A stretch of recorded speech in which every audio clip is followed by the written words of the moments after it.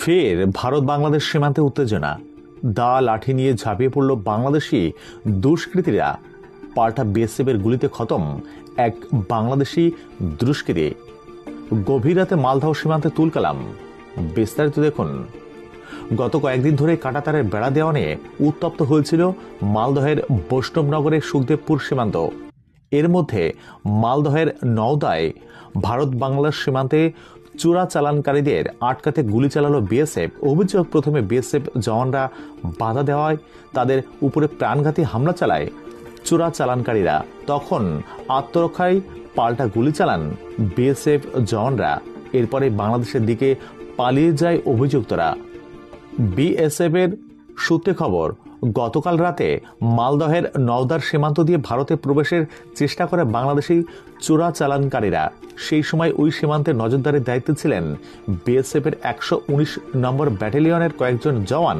তারা দেখেন প্রায় 15 থেকে 20 জন সশস্ত্র বাংলাদেশি চোরাচালানকারী দ্রুত সীমান্তে বেড়ার দিকে এগিয়ে আসে।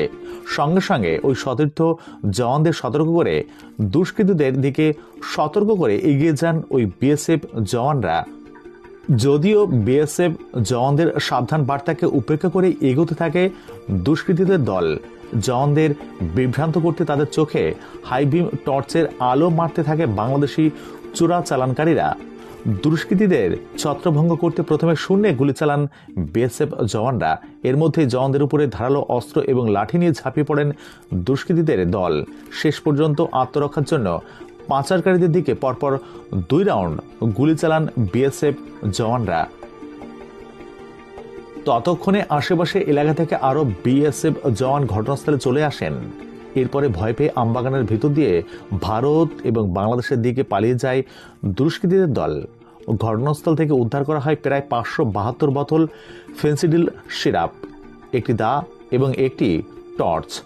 বাংলাদেশি সংবাদ মাধ্যম প্রথম আলোয় প্রকাশিত খবর অনুযায়ী গতকাল রাতেই চাঁপাইনবাবগঞ্জ সীমান্তে ভারত থেকে চোরাপথে ফেন্সিডিল নিয়ে ফেরার সময় বিএসএফের গুলিতে একজন নিহত হয়েছেন বাংলাদেশি এক যুবক।